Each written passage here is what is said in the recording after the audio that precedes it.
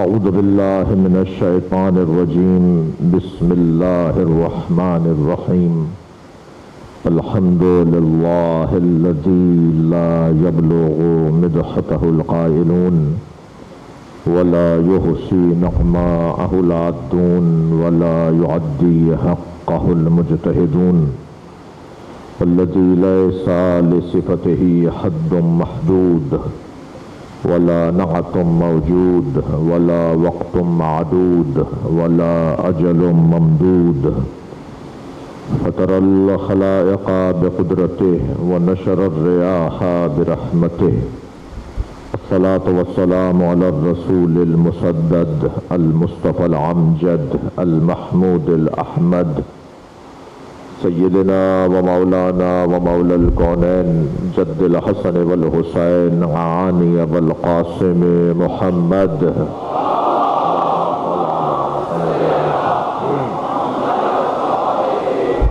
وآلہ الطیبین الطاہرین المعصومین الذين قال الله إنما يريد الله ليذهب عنكم الرجس أهل البيت ويطهركم تطهيرا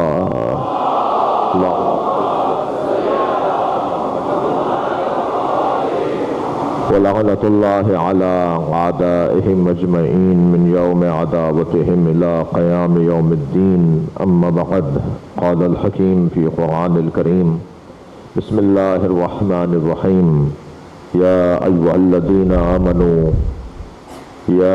الذين آمنوا اتقوا الله حق تقاته ولا تموتن إلا وأنتم مسلمون واعتصموا بحبل الله جميعا ولا تفرقوا واذكروا نعمة الله عليكم إذ كنتم أعداء فألف بين قلوبكم فأصبحتم بنعمته إخوانا وكنتم على شفا حفرة من النار فأنقذكم منها كذلك يبين الله لكم آياته لعلكم تهتدون صلوات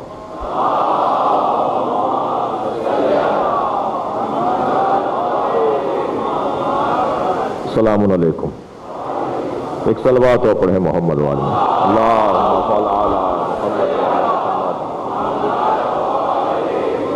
کیا میں آپ سے التماس کرتا ہوں تھوڑا سا اور آج کر سکتا ہوں تھوڑا سا آگے آئیں اور جگہ بنا لیں تھوڑی سی. سورہ مبارکہ آل عمران ہے اور 102 اور 103 دو آیتیں میں نے پڑھی ہیں. آیت کا ترجمہ کروں گا اور پھر آج مقدماتی گفتگو ہے, آج تمہیدی بیان ہے. اللہ اپنے کلام میں ارشاد فرما رہا ہے یا ایھا الذین آمنوا اتقوا اللہ حق تقاتہ, اے صاحبان ایمان تقوی اس کے حق کے ساتھ اختیار کرو. ہر کام کا ایک حق ہے بھائی, اگر ہر کام اس کے حق کے ساتھ کیا جائے تو پھر وہ کام کہلاتا ہے, ورنہ وبال جان کہلاتا ہے. ہر کام کا ایک حق ہے, ہر کام کے کچھ تقاضے ہیں, وہ تقاضے مکمل ہوں گے تو ان کا حق ادا ہوگا, ورنہ سر سے اتار پھینکنے کے مترادف ہوگا. لہذا آپ میڈیکل میں پڑھ رہے ہوں, انجینئرنگ کر رہے ہوں, آپ مثلاً عصری تعلیم میں کچھ بھی پڑھ رہے ہوں, آپ مثلاً کوئی ہنر اور فن سیکھ رہے ہوں, تو ہر کام کا تقاضا ہے, ہر کام کے اپنے آداب ہیں, انہیں مکمل کرنا ہوگا. میں ان بچوں جوانوں سے کہوں گا جو اکثریت میں ہیں, میری خوش قسمتی ہے کہ مجھے ڈھونڈ کر کوئی بزرگ مل رہا ہے, اور جو بزرگ آئے ہوئے بھی ہیں وہ بھی حب علی میں جوان ہیں. صلوات پڑھنے دو محمد وآلہ.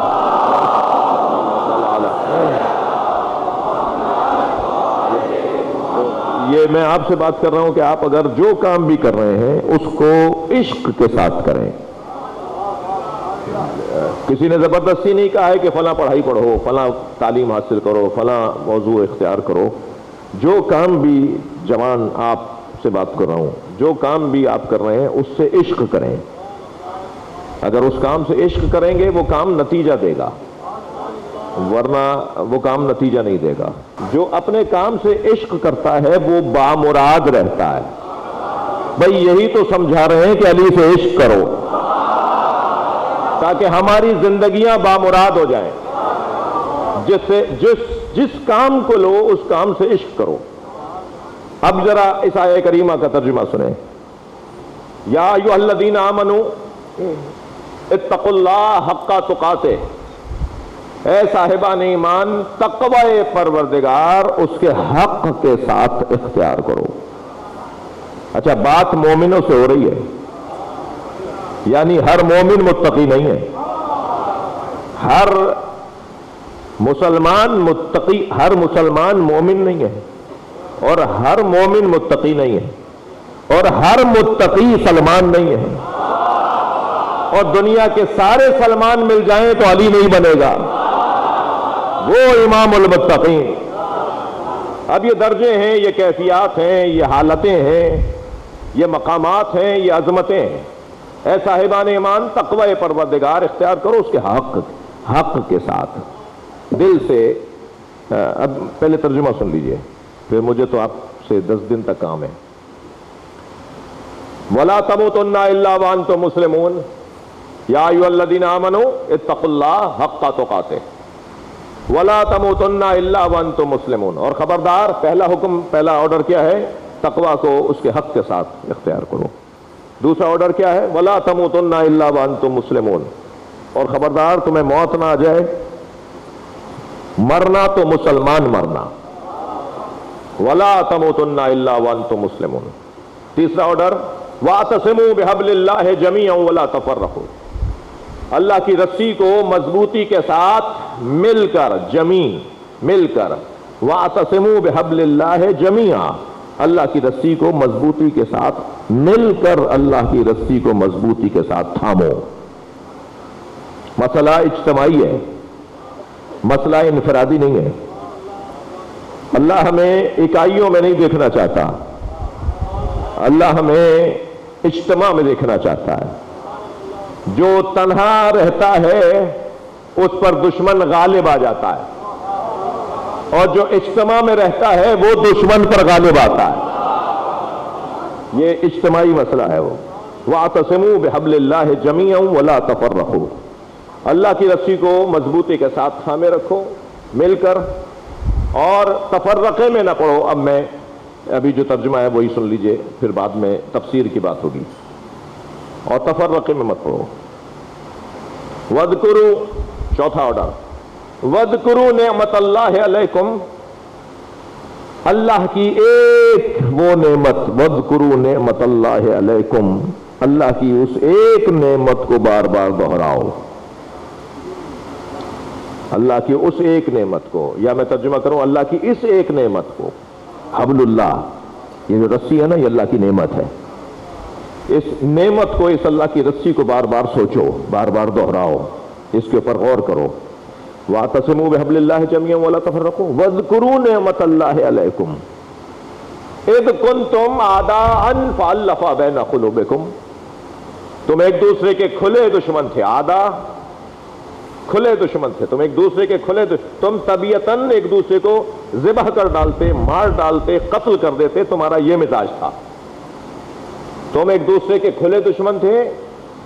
اذ کنتم اعداء فالف بین قلوبکم، پس تمہارے دلوں کو جوڑا گیا ہے. فالف بین قلوبکم فاصبحتم بنعمتہ اخوانا، اس ایک نعمت کی وجہ سے تم بھائی بھائی بن گئے. توجہ ہے بات کی؟ تو تم اس ایک نعمت کی وجہ سے، جو ایک دوسرے کے کھلے دشمن تھے، تم اس ایک نعمت کی وجہ سے بھائی بھائی بن گئے. فاصبحتم بنعمتہ اخوانا کنتم علی شفا حفرۃ من النار. اچھا، تم ایک دوسرے کے دشمن تھے، ایک تم دوزخ میں تھے. کنتم علی شفا حفرۃ من النار، دوزخ کی تہ میں تھے. دوزخ میں بھی نہیں، تم دوزخ کی تہ میں تھے. فانقذکم منہا، اس ایک نعمت کی وجہ سے تمہیں باہر نکالا ہے. صلوات پڑھ لے ذرا محمد و آل محمد.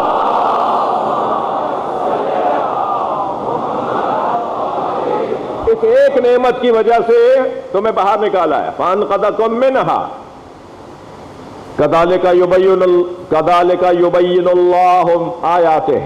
اور ایسے ہی اللہ اپنی آیات کو بیان کرتا ہے. ایسے ہی اللہ اپنی آیات کو بیان کرتا ہے. لَعَلَّكُمْ تَهْتَدُونَ. شاید کہ اللہ کے اس بیان کی وجہ سے تمہیں ہدایت مل جائے. یہ تو آیت کا ترجمہ ہے اور اس پہ ہمیں آئندہ کی مجلسوں میں غور کرنا ہے. عزیزو، ہم سب، اچھا آپ کو سب نے پڑھ لیا ہوگا ورنہ میں بتا دیتا ہوں کہ سورہ حجرات پر ہم پچھلے سال سے غور کر رہے ہیں. قرآن مجید کا ایک سورہ ہے، اس پہ ہم پچھلے سال ہم نے شروع کی تھی بات اور پہلی آیتوں سے آگے نہیں بڑھے تھے، شاید تیسری چوتھی یا پانچویں آیت تک پہنچے تھے کہ عشرہ مکمل ہوا. تو اس سال ہم دیکھتے ہیں کہ کتنی آیتوں پر ہم غور کر پائیں گے. اور جو سورہ مبارکہ حجرات کی 18 آیتیں ہیں جن میں سے کل سے بات مضمون پر کروں گا، اس کا خلاصہ اور تمہید آج بیان کر رہا ہوں. اور وہ یہ کہ اس سورہ کے اندر اللہ نے اخلاقیات کو بیان کیا ہے. اس سورہ میں اللہ نے گھریلو مسائل کا حل دیا ہے. اس سورہ میں اللہ نے سماجی اور معاشرتی اور سیاسی مسائل کا حل دیا ہے. البتہ گھبرائیں نہیں، سیاسی سے مراد پاکستان کی سیاست نہیں ہے. ہاں یہ کہ مولانا یہ والی سیاست بیان کریں گے، نہیں، کوئی ایسا ارادہ نہیں ہے. ایک صلوات پڑھیں محمد و آل محمد. اللہم صل علی محمد و آل محمد. آپ مجھ سے اکتا تو نہیں رہے؟ بات آگے بڑھے، مضمون آگے بڑھے تو اور ایک اور بلند صلوات دیا کریں. اللہم صل علی محمد و آل محمد. اس سورہ میں پروردگار عالم نے سماجی مسائل کو، سیاسی اور اجتماعی مسائل کو، اور اخلاقی اور ذاتی اور فردی اور انفرادی اور گھریلو مسائل کو اللہ نے اس سورہ کے اندر ہمارے لیے بیان کیا ہے. تو اس پہ غور کریں گے. اللہ مجھے اور آپ کو، ہم سب کو توفیق عطا فرمائے. مگر اس پورے سورے کا اگر میں خلاصہ مجھ سے کوئی کہنا کہ یہ پورے سورے کا خلاصہ کیا ہے، تو اسے میں تمہید کے طور پہ بیان کر رہا ہوں. اس پورے سورے کا خلاصہ ہے تقویٰ، پرواہ، احساس، توجہ، احتیاط. مجھے اور آپ کو اپنی زندگی میں سب سے بڑی چابی، سب سے بڑی کلید، سب سے بڑی مفتاح، سب سے بڑی آلہ نجات اگر کوئی حاصل کرنا ہے تو وہ ہے احتیاط، وہ ہے احساس، وہ ہے توجہ، وہ ہے تقویٰ. یعنی میں تقویٰ کا ایک نام احساس، ایک نام توجہ، ایک نام خیال، ایک نام احساس دے رہا ہوں. ان سارے ناموں کو اگر ہم قرآن کی زبان میں کہیں تو تقویٰ، یعنی تقویٰ. یہ لفظ بڑا گاڑھا ہے، بڑا منہ پھلا کے بولا جاتا ہے، مگر جتنا گاڑھا لفظ ہے اتنا مشکل کام نہیں ہے. اللہ ہم سے وہ کام ہی نہیں مانگے گا جو ہم کر نہ سکیں. اللہ کا تو یہ پرانا ازلی قاعدہ اور قانون ہے کہ لا یکلف اللہ نفسا الا وسعها.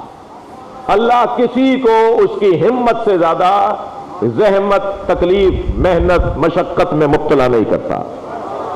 جس کی جتنی طاقت ہوتی ہے، جس کی جتنی ہمت ہوتی ہے، اتنا ہی شریعت اس سے بات کرتی ہے. یعنی اگر 2000 لوگ اس وقت مجلس میں بیٹھے ہوئے ہیں تو ہر ایک سے شریعت علیحدہ بات کرتی ہے. یہ کتنا کرم ہے ہمارے رب کا کہ ہر ایک سے اس کی ہمت کے مطابق وہ بات کرتا ہے. اس کی طرف سے زور زبردستی نہیں ہے. کھڑے ہو کے نماز نہیں پڑھ سکتے ہو، بیٹھ کے پڑھ لو. بیٹھ کے نہیں پڑھ سکتے، لیٹ کے پڑھ لو. لیٹ کے نہیں پڑھ سکتے، اشاروں میں پڑھ لو. اشاروں میں نہیں پڑھ سکتے تو دل میں اس ذکر کو دہراؤ، اسی کا ثواب ملے گا جو کھڑے ہو کر پڑھ رہا ہے. اس لیے کہ اس کی وہ ذمہ داری ہے، تمہاری یہ ذمہ داری ہے.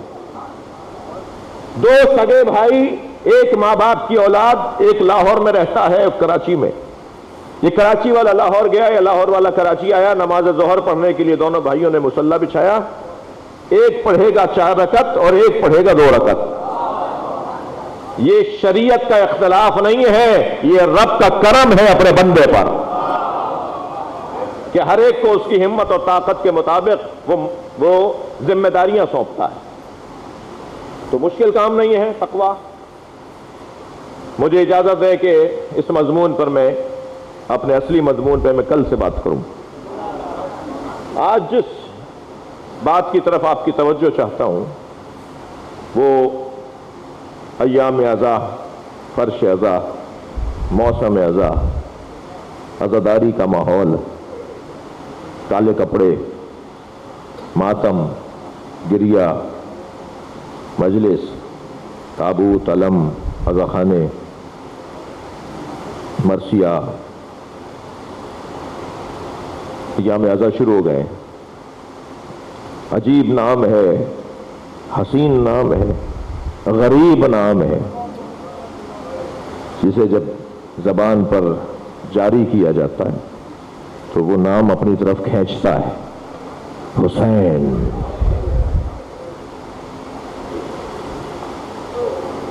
اللہ نے ائمہ اہل بیت میں بھی 4 محمد رکھے ہیں، 4 علی رکھے ہیں، 1 جعفر رکھا ہے، 2 حسن رکھے ہیں. حسین ایک ہی ہے. حسین ایک ہی ہے. اور صرف ائمہ اہل بیت میں حسین ایک نہیں ہے، انبیاء کرام میں بھی کوئی حسین نہیں ہے. تمام ہادیان آسمانی میں حسین ایک ہی ہے، جو سارے ہادیان آسمانی کی محنتوں کا ضامن ہے، جس نے ساری محنتوں اور مشقتوں اور قربانیوں کو اپنی قربانی کے ذریعے سے محفوظ کر دیا. اب قیامت تک حضرت آدم حسین کی وجہ سے علیہ السلام ہے. جی اب قیامت تک حضرت ابراہیم امام حسین کی وجہ سے علیہ السلام. اب انبیاء کرام، اور اگر میں اور زیادہ روشن کہوں تو اب قیامت تک نبی کا دین حسین سے. حسین و منی، یہ بات سمجھ میں آتی ہے. حسین مجھ سے ہے، نبی فرما رہے ہیں، اس لیے کہ نبی کے نواسے ہیں. یہ کیسے سمجھیں گے وَأَنَا مِنَ الْحُسَيْن، میں حسین سے ہوں. علامہ نقن صاحب کا بڑا حسین جملہ ہے، وہ فرماتے ہیں سن 61 ہجری تک حسین نبی سے تھے، اور سن 61 ہجری کے بعد قیامت تک نبی حسین سے. صلوات پڑھیں محمد و آل محمد.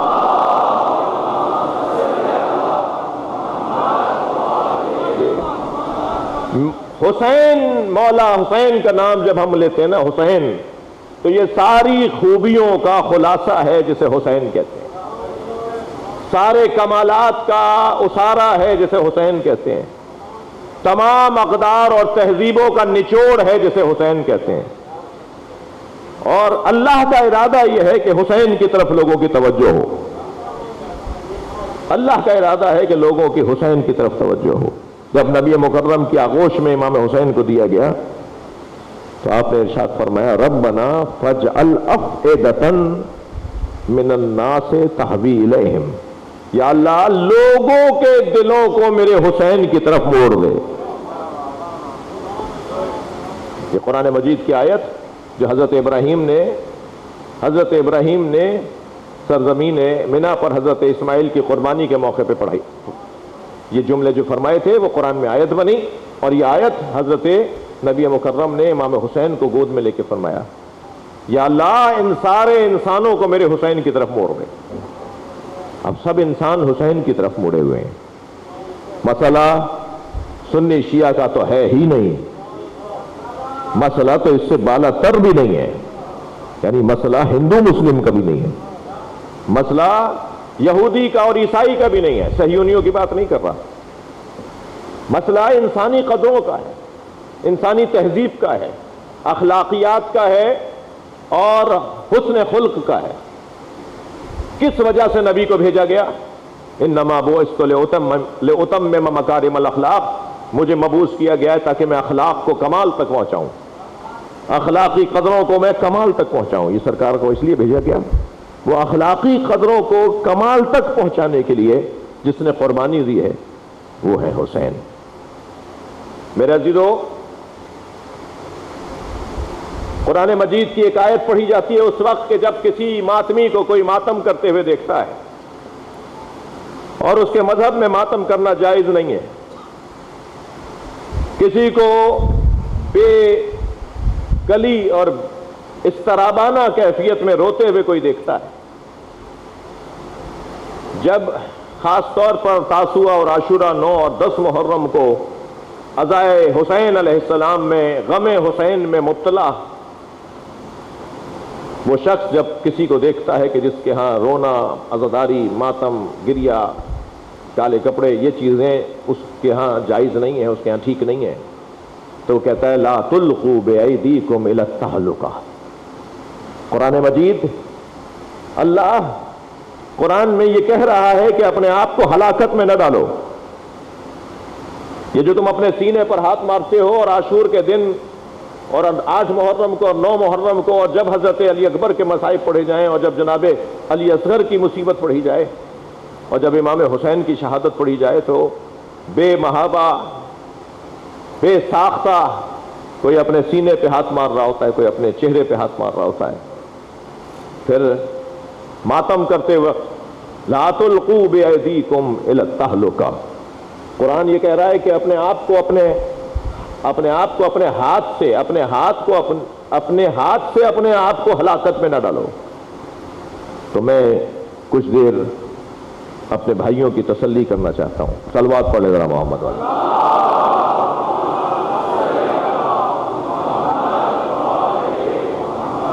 دیکھیے، ایک لفظ استعمال ہوتا ہے ہلاکت اور ایک لفظ استعمال ہوتا ہے شہادت۔ توجہ، شہادت ہلاکت کی ضد ہے، ہلاکت شہادت کی ضد ہے۔ جو شہید ہے وہ ہلاک نہیں ہے، جو ہلاک ہے وہ شہید نہیں ہے۔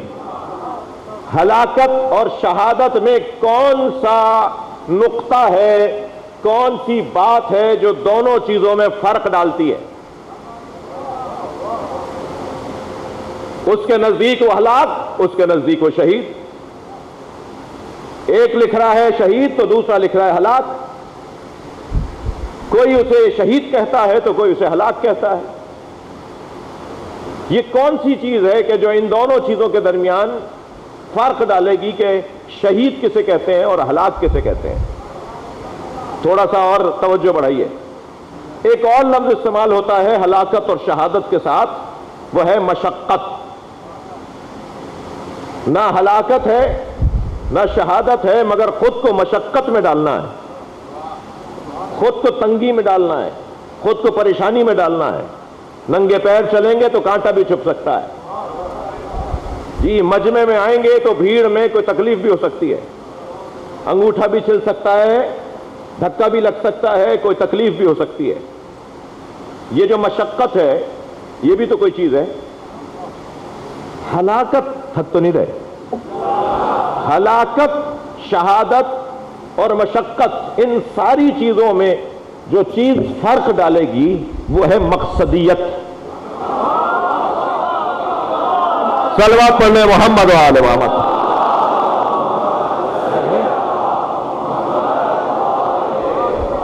جتنی مقصدیت روشن اور واضح ہوگی اور صحیح ہوگی، اتنا ہی ہلاک اور ہوگا، شہید اور ہوگا۔ مقصد دیکھنا ہے کہ کیا ہے۔ میں ایک میڈیکل یونیورسٹی کے اندر یوم مصطفیٰ سے خطاب کرنے کے لیے گیا۔ 99% ڈاکٹروں کا اجتماع تھا، اجتماع بھی کوئی 1000 ڈاکٹروں سے کم کا نہیں تھا۔ اس میں پہلے، دوسرے، تیسرے، چوتھے، 5ویں سالوں کے ڈاکٹرز بھی تھے اور اساتذہ بھی تھے اور یونیورسٹی کے رجسٹرارڈ بھی تھے اور تمام افسران بھی تھے۔ وائس چانسلر شاید نہیں تھے، بہرحال افسران موجود تھے۔ تو پہلے ہم نے اپنے خطاب کیا، اس کے بعد دورانیہ شروع ہوا سوال جواب کا۔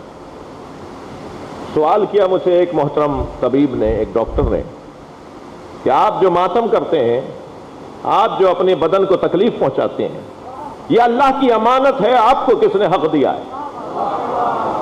سوال اچھا ہے، اس پہ صلوات پڑھ لیجئے۔ اللہم صل علی محمد و آل محمد۔ اب میں دیکھتا ہوں کہ جواب اچھا ہونے پہ آپ کی صلوات کیسی آتی ہے۔ ایک صلوات اور نبی کی ذات پر، اللہم صل علی۔ اگرچہ میرے تمہیدی بیان سے آدھا جواب تو آج تک آپ تک پہنچ گیا، تو میں نے ان سے محترم سے آواز دے کر کہا کہ آپ کا میڈیکل میں کون سا شعبہ ہے؟ فرمانے لگے سرجن ہوں. صلوات پڑھ لیں ایک اور نبی اور آلے دیں. اللہم صلی علی محمد وعلی. تو میں نے کہا ڈاکٹر صاحب میں آپ ہی سے بات کروں گا. مجھے اپنے بدن کو تکلیف پہنچانا آپ کے مطابق جائز نہیں ہے کہ یہ اللہ کی امانت ہے. آپ کو کس نے جائز قرار دیا کہ میرے بدن کو چیرا لگائیں؟ آپ کا جواب یہ آئے گا کہ بڑی مصلحت کی خاطر. صلوات بر محمد و آل محمد.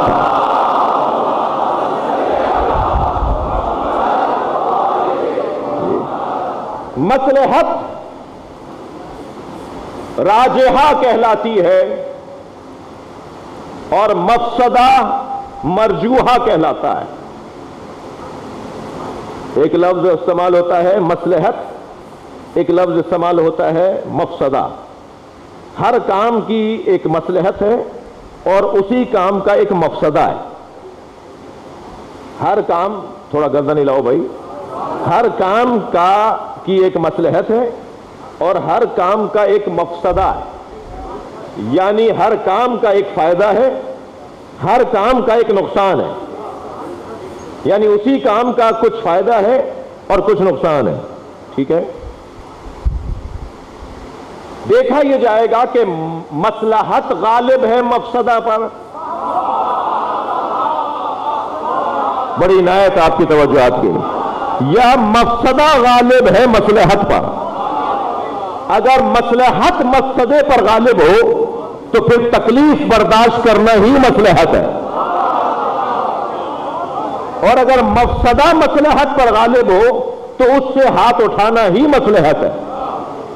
اب غالب کس کو کہتے ہیں؟ اکثریت کسے کہتے ہیں؟ غالب کسے کہتے ہیں؟ 50% سے زیادہ.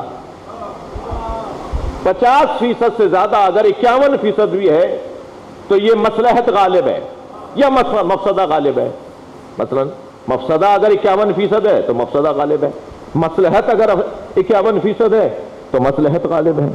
اب جو غالب ہے اس کو لینا ہوگا اور جو مغلوب ہے اسے چھوڑنا ہوگا.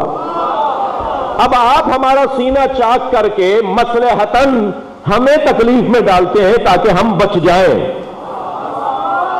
آپ ہماری جان بدن کی حفاظت کے لیے ہمارا بدن چیز ڈالتے ہیں. یہ تو مسئلہ معاشرے کا ہے, سماج کا ہے, دین کا ہے, روح کا ہے. یہ جو عزاداری ہے یہ روح کا مسئلہ ہے. یہ جو عزاداری ہے یہ سماج کا مسئلہ ہے. بھائی سماج کا اس سے بڑا مسئلہ اور کیا ہوگا کہ حسین کی طرف توجہ ہو جائے. صلوات پڑھنے محمد و آل محمد.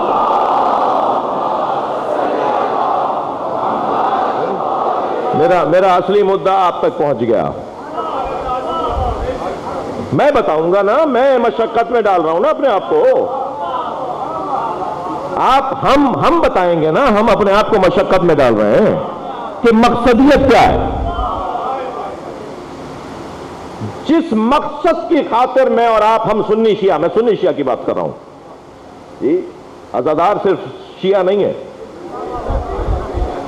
ہاں, عزادار صرف شیعہ نہیں ہے. اس موضوع پہ بات کروں گا, مجھے علیحدہ ٹائم چاہیے. کہ شیعوں سے کم عزاداری نہیں ہے اہل سنت کے ہاں. شیعوں سے کم عزاداری اور محبت اہل بیت نہیں ہے غیر مسلموں کے ہاں. غیر مسلم جب حسین مولا کو دیکھتے ہیں تو ایک اچھا باپ دیکھتے ہیں, ایک اچھا بھائی دیکھتے ہیں, ایک اچھا شوہر دیکھتے ہیں. اور جب سنی امام حسین کو دیکھتا ہے تو نواسہ رسول دیکھتا ہے. اور شیعہ جب امام حسین کو دیکھتا ہے تو اپنا تیسرا امام دیکھتا ہے. تو ہے حسین ایک مگر زاویے مختلف. ہر شخص مختلف زاویے سے امام حسین کو دیکھ رہا ہے. تو شیعہ ذرا تکبر اور غرور نہ کریں کہ شیعہ ہی جو ہے وہ امام حسین کی یاد میں, لہذا سب اس وقت امام کو پکار رہے ہیں اور امام کی یاد کا انتظام کر رہے ہیں.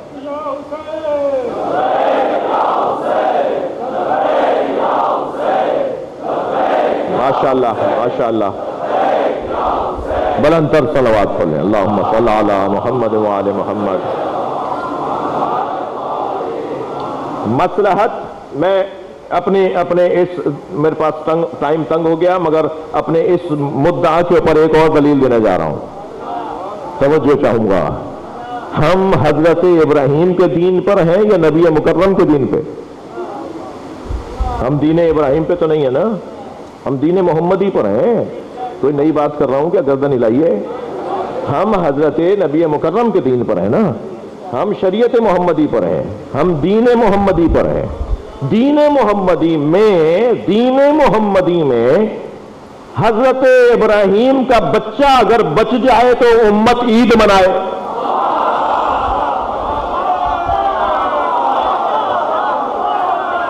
दीन मोहम्मदी में अगर हजरत इब्राहीम का बच्चा इस्माईल अलैहिस्सलाम बच जाए तो उम्मत ईद मनाए, और नबी के बच्चे मारे जाए तो गम कैसे न मनाया जाए? सलवात पढ़ने मोहम्मद वाले मोहम्मद पर।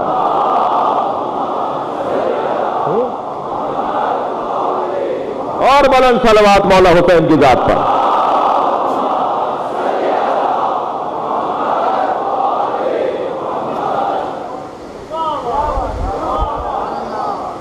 आज पहली मुहर्रम है। हुसैन मौला सफर में है।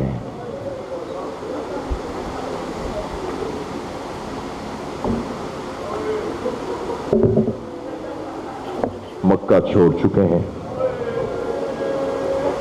इराक की तरफ रुख है। साथ में बहनें हैं,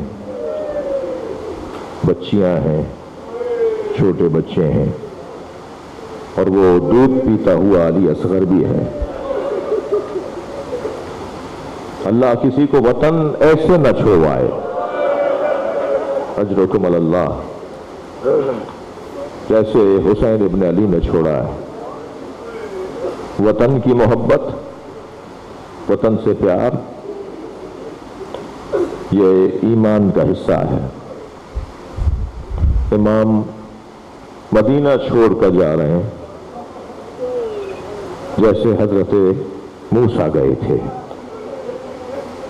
दरबार वलीद में जब मौला के हाथ में खत दिया गया कि यजीद ने आपकी बैयत तलब की है और मैं उसका गवर्नर हूं, लिहाजा यजीद की बैयत मेरे हाथ पर करें, तो इमाम ने फरमाया रात की तारीकी है, कल दिन निकलने दो, सारे शहर के सामने मुझसे सवाल बैत करना, फिर मैं जवाब दूंगा। ये कहकर हजरत मुड़े तो मरवान ने वलीद से कहा कि अगर आज हुसैन चले गए तो फिर हाथ नहीं आएंगे, या हुसैन से बैत लो या हुसैन का सर लो। बस ये जुमला इमाम के कानों तक पहुंचा। हजरत मुड़े और हजरत ने दोनों को देखते फरमाया आतक्तुलनी अंता अम होवा यब्न ज़रक़ा, ऐ बदकिरदार औरत की औलाद, तू मुझे मारेगा या तू मारेगा? बस जैसे ही इमाम हुसैन का ये जुमला आपकी जबान पर जारी हुआ, दरवाजा खुला, अब्बास अलमदार तलवार ने आम से निकाले, दरबार में दाखिल हुए। आगे बढ़कर कहा मौला आपको किसने तकलीफ पहुंचाई? हजरत ने दस्ते शमशीर पे हाथ रखा और फरमाया अब्बास ये मदीना है, करबला नहीं है। अजरुकुम अल्लाह, अजरुकुम अल्लाह। जब इमाम दरबार मदीना से बाहर आए तो फिर आपने अपने घर का रुख नहीं किया बल्कि अपनी बहन के घर की तरफ गए। जनाब ज़ैनब के दरवाजे पे दस्तक हुई, कनीज दरवाजे पर आई, दरवाजा खोला तो एक अजीब मंजर देखा। हुसैन इब्न अली के साथ 36 से ज्यादा बनी हाशिम जवान हैं जो हल्का बांधे हुए हैं और बीबी के दरवाजे पर, हवेली के दरवाजे पर खड़े हैं। कनीज दौड़ी भी अंदर गई और आवाज देती गई हुसैन आए हैं, हुसैन आए हैं। मैं आपसे पूछ सकता हूं, मैं जान सकता हूं कि जनाब ज़ैनब कितनी जल्दी बाहर आई होंगी। एक खास एहतराम है इमाम हुसैन का। आगे बढ़कर कहा भाई इस रात की तारीकी में مجھے بلا لیا ہوتا. فرمایا زینب تیاری کرو، مدینہ رہنے کے قابل نہیں ہے. اور مدینے میں ہمارا دانا پانی اٹھ گیا ہے. ایک راوی ہے وہ کہتا ہے کہ میں مدینے کے اطراف میں ایک گاؤں میں ایک دیہات میں رہتا تھا. جب یہ خبر گشت کرتی ہوئی ہمارے گاؤں تک پہنچی کہ حسین مدینہ چھوڑ کر جا رہے ہیں، حسین سے سوال بیعت ہوا ہے، حسین نے انکار بیعت کیا ہے اور حسین مدینہ چھوڑ کے جا رہے ہیں، تو کہتا ہے کہ میں مدینے میں آ گیا تاکہ میں دیکھوں حسین کیسے جا رہے ہیں. تو میں نے محلے بنی ہاشم میں دیکھا کہ جگہ جگہ اونٹ بٹھائے گئے ہیں اور اونٹوں پر محملیں کسی جا رہی ہیں. جگہ جگہ گھوڑے کھڑے ہیں جن پہ زین کسی جا رہی ہے، لگامیں ڈالی جا رہی ہیں اور ماحول مسافروں کے لیے تیار کیا جا رہا ہے. لگ رہا ہے کہ کوئی قافلہ جانے والا ہے. کہنے لگا میں کچھ آگے گیا تو مجھے منظر نظر آیا کہ بہت سے جوانوں کے درمیان کرسی پر حسین بیٹھے ہیں اور حسین ان سارے لوگوں کو دیکھ رہے ہیں جو سواریوں کو تیار کر رہے ہیں. کچھ دیر کے بعد آ کر ایک شخص نے حضرت کو سلام کیا اور کہا کہ سواریاں تیار ہیں. بس یہ حضرت کو کہا تو کچھ ہی دیر گزری تھی کہ بیت الشرف کا دروازہ کھلا. اب جو دروازہ کھلا تو میں نے کیا دیکھا کہ آگے آگے ایک جوان ہے جس نے نقاب لگائی ہوئی ہے، اس کے پیچھے ایک بیوی ہے اور وہ اس وقار کے ساتھ قدم اٹھا رہی ہے کہ گویا اس کے ہر قدم پہ مدینے کی زمین اسے سلام کر رہی ہے. وہ جوان آگے بڑھا اور اس بیوی کو اس نے سوار کیا. کہتا ہے کہ کچھ دیر کے بعد پھر میں نے دیکھا کہ بیت الشرف سے ایک جوان باہر آیا اور اس جوان کے پیچھے 2 بیویاں ہیں اور وہ جوان انہیں آگے لے کے جیسے ہی جاتا ہے تو محمل کے قریب جا کر وہ اپنا گھٹنا زمین پر ٹیک دیتا ہے اور وہ بیویاں اس کے گھٹنے پر قدم رکھ کے محمل میں سوار ہو جاتی. یوں ساری بیویاں سوار ہوئی تو میں نے پوچھا وہ پہلا جوان کون سا تھا؟ کہ وہ جس نے نقاب لگائی ہوئی تھی وہ قاسم تھا، جس نے اپنی مادر گرامی حضرت بی بی ام فروہ کو سوار کیا. اور وہ جو دوسرا جوان تھا وہ علی اکبر تھا اور وہ جس کے پیچھے 2 بیویاں تھیں وہ عباس تھے اور وہ جو 2 بیویاں تھیں وہ علی کی بڑی بیٹی زینب اور علی کی چھوٹی بیٹی ام کلثوم تھی. عزادارو سوار ہو گئے. جب سب سوار ہو گئے تو ایک مرتبہ امام حسین اپنی کرسی سے کھڑے ہوئے تو ذوالجناح لا کے سامنے کھڑا کیا گیا. حضرت اس میں بیٹھے ہی تھے کہ سب سوار ہوئے، اپنے اپنے گھوڑوں پہ سوار ہوئے کہ ابھی قافلہ چلنے کو تھا کہ بی بی زینب کی محمل سے پردہ ہٹا اور انہوں نے کچھ امام حسین سے کہا. بس امام حسین نے یہ جملہ سنا تو گھوڑے سے اترے اور گئے بیت الشرف حویلی کے اندر. وہ جملہ یہ تھا کہ بھائی حسین تمہیں فاطمہ صغرا بلا رہی ہے.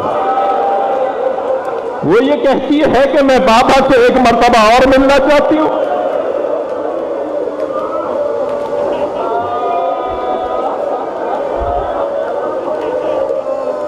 اجرکم اللہ، اجرکم اللہ. اللہ آپ کو کسی غم میں نہ لائے. روایت کہتی ہے میں بغیر پڑھے روایت کتاب پڑھے بغیر نہیں پڑھتا. الحمدللہ یہ میں نے روایت پڑھی ہے تو پڑھ رہا ہوں. انہا علیلۃ. روایت کہتی ہے حسین کی ایک بیٹی بیمار تھی جس کی وجہ سے امام حسین نے انہیں مدینے میں گھر میں چھوڑ دیا تھا اور 3 معمر بیویاں تھیں جو سفر نہیں کر سکتی تھیں ضعیفی کی وجہ سے، انہیں امام حسین نے گھر میں چھوڑا تھا.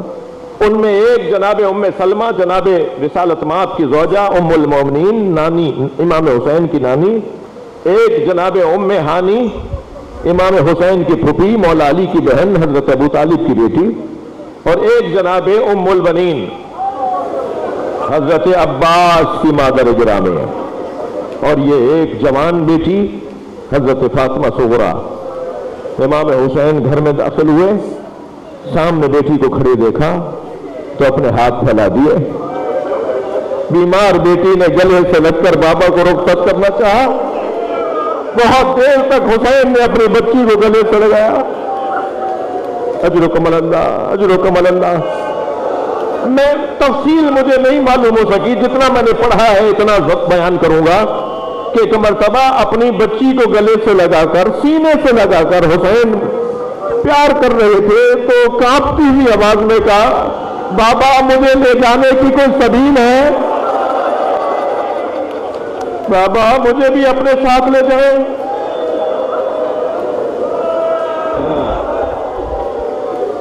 اجرکم اللہ.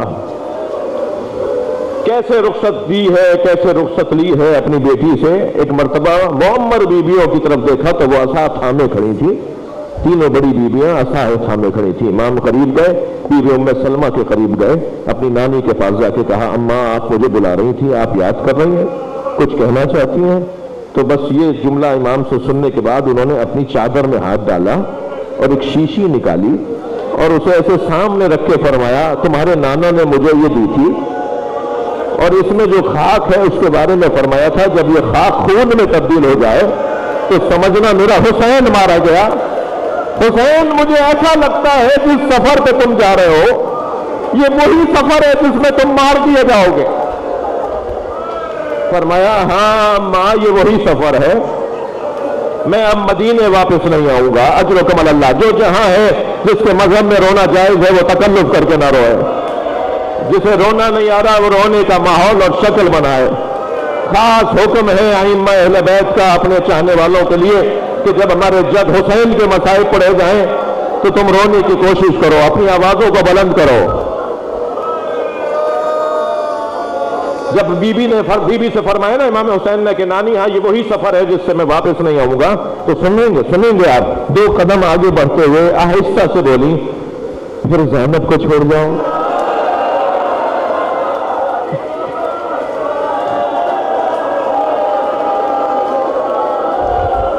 امام حسین کی آواز آئی، نانی اللہ میری بہن کو اسیر دیکھنا چاہتا.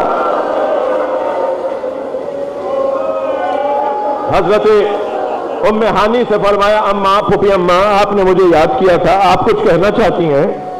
فرمایا حسین ہمارے گھر میں جناتنیاں بسی ہوئی ہیں. جب ہمارے گھر میں کوئی مصیبت آنے والی ہوتی ہے تو جناتنیاں رونا شروع کر دیتی ہیں. میں کل رات سے جناتنیوں کے رونے کی آوازیں سن رہی ہوں. فرمایا اماں یہ میرا نوحہ پڑھ رہی ہیں، اماں یہ میرا مرثیہ پڑھ رہی ہیں. اجرکم اللہ.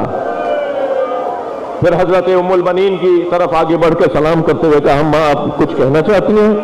فرمایا آقازادے اے شہزادے تمہارے بابا علی نے مجھ سے عہد کیا تھا کہ اللہ مجھے شجاع بیٹا عطا فرمائے.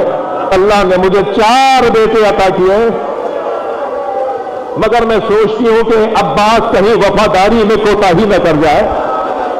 بس یہ جملہ سنا امام مڑے حضرت عباس کو اشارہ کیا، عباس آؤ اپنی ماں کو یقین دلاؤ تم کیسے وفادار. تو آگے بڑھ کر فرمایا، اماں اگر 70 مرتبہ مارا گیا، اجرکم اللہ اجرکم اللہ، اگر 70 مرتبہ مارا گیا اور پھر زندہ کیا گیا تو حسین کو چھوڑ کر نہیں جاؤں گا. اجرکم اللہ. لہذا روایت کہتی ہے جب بشیر سنانی سناتے ہوئے مدینے میں داخل ہوا نا، بشیر ابن جزلم جب مرثیہ پڑھتے ہوئے سنانی سناتا ہوا مدینے میں داخل ہوا تو بشیر کہتا ہے کہ میں محلہ بنی ہاشم کی گلیوں میں تھا کہ اچانک ایک دروازہ کھلا، میں نے طویل القامت ایک بی بی کو دیکھا جس کے چہرے پہ نقاب تھی، جس کے کاندھے پر ایک بچہ بیٹھا ہوا تھا. طویل القامت ایک بی بی، قوی ہیکل ایک بی بی، اس کے کاندھے پر ایک بچہ بیٹھا ہوا تھا اور اس کے ہاتھ میں عصا تھی. وہ آگے بڑھتی ہوئی مجھ سے کہنے لگی، بشیر حسین کی خبر دو.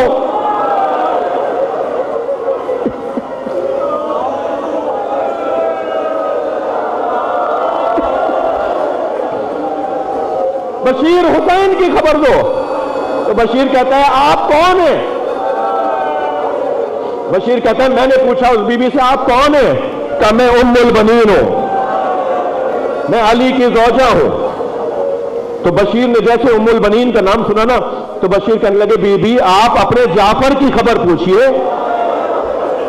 تو فرمانے لگی، نہیں میرے جعفر کا حال مت بتاؤ، مجھے حسین کا حال بتاؤ۔ میں نے کہا بی بی آپ اپنے بیٹے عثمان کا حال پوچھئے۔ کہا میرے بیٹے عثمان کا نام نہ لو، میرے حسین کا نام، میں حسین کا حال بتاؤ۔ پھر بشیر کہتا ہے میں نے کہا بی بی آپ اپنے اون کا حال تو پوچھئے۔ تو فرمانے لگی میرے اون کا ذکر مت کرنا، مجھے بس حسین کا بتاؤ۔ بشیر کہتے ہیں پھر میں نے چوتھی مرتبہ کہا آپ کے عباس کا حال بتاؤں؟ تو کہنے لگی خبردار، میرے بچے حسین پہ قربان، میری نسل حسین پر قربان، مجھے حسین کا حال بتاؤ، کبھی بھی حسین مارے گئے۔ ایک مرتبہ پیر زمین پر مار کے کہنے لگی عباس کہاں تھا؟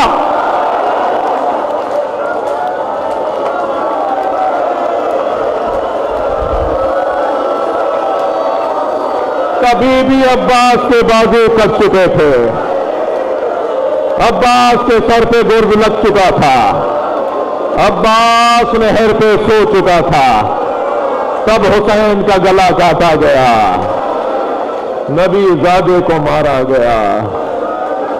الا لعنت اللہ علی القوم الظالمین۔